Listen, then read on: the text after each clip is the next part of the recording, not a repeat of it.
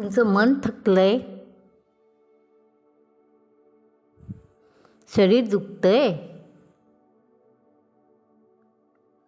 औषधाशिवाय उपचार शक्य आहे का? रेकी 19व्या शतकात डॉक्टर मिकाओ उसुई यांनी रेकीचा शोध लावला. रे म्हणजे आध्यात्मिक ऊर्जा आणि की म्हणजे जीवनशक्ती. स्पर्शातून औषधाशिवाय आज रेकी जगभरात स्वीकारली जात आहे. भारतातही स्वीकारली आहे.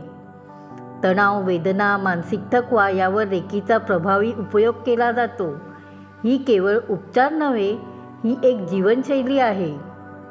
रेकी म्हणजे शांती, समज, अंतर्मनाशी नातं. थँक्यू. धन्यवाद.